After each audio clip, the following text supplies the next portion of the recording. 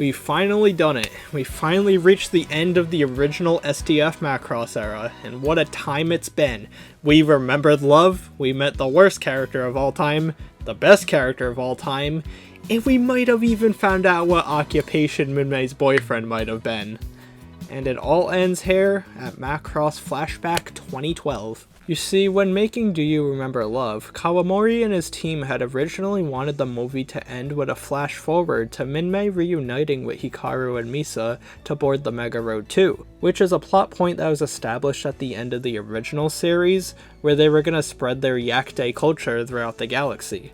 However, due to time and budgetary constraints, the movie had to end where it did with the Angel's Paint performance, which was still more than satisfactory. However, due to fan demand and the fact they already had all this stuff lying around for it, for the 5th anniversary of Macross, they decided to revisit these ideas with the OVA titled Flashback 2012. As the original scenario suggests, Flashback 2012 begins with an older, yet still pretty much looks the same minmay performing Angel's Paint in what is her farewell concert to Earth before leaving aboard the Mega Road 2.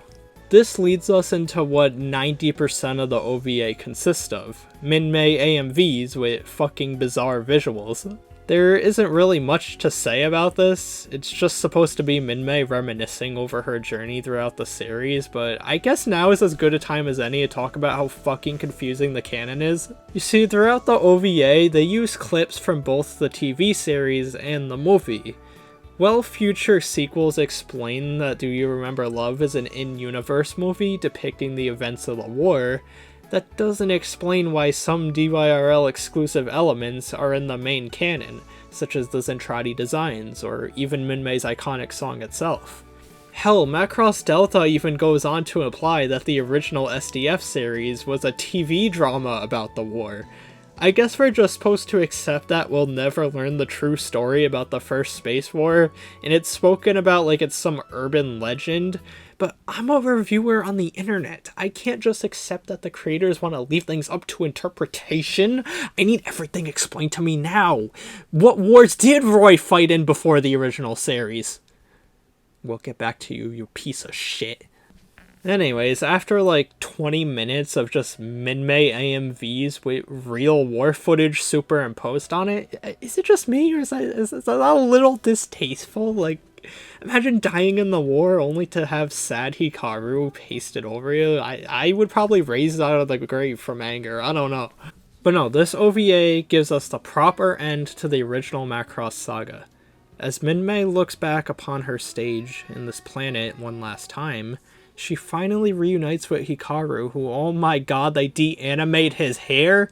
I mean, at least Misa has a cool hat now. The three board the Mega Road 2 together, and they set off to spread Yakdai culture across the galaxy. We get one last farewell, with the cover of the Macross ED by both Marie Iijima and Makoto Fujiwara, the Macross guy.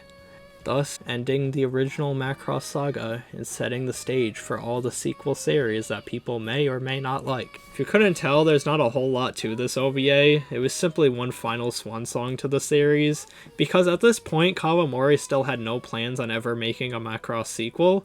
It gave some last minute closure to the main trio, and it's still something that the franchise respects to this day. In its 40-year run, neither minmay, Misa, or Hikaru have made a proper return to the series outside of spin-offs and external media. And that's honestly something I really respect. Macross is a series that really knows when to let things go, and whenever there is moments of soy nostalgia, it's never anything that acts to reshape or go against what the original set up. Instead of bringing back minmay and like fucking with her character arc, they'll instead reference her songs, or they'll speak about her like she's some urban legend. And trust me, after this, the series is not afraid to try new stuff, for better or for worse. I know there'll be at least one guy in the audience who's just an original Macross purist, and for good reason. It's easily the most well-rounded entry in the franchise. But for those of you who are willing to stick around for when I talk about just the absolute insanity of stuff like Neki Basara or whatever the fuck's happening in Delta, I thank you.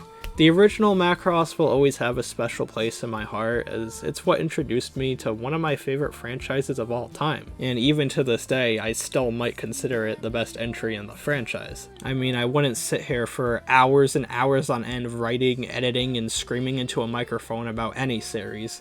So thank you, minmay. Thank you for letting us know what occupation your boy— Wait a fucking second. You guys made an entire OVA that's just a music video compilation, and the only song you didn't include was My Boyfriend is a Pilot? Bowser Jr.'s homework, Jeffy's homework, Bowser Jr. gets potty trained, Jeffy gets potty trained, Bowser Jr.'s birthday, Jeffy's birthday, Bowser Jr.'s cell phone, Jeffy's cell phone. Macross Flashback 2012, Macross Flashback 7,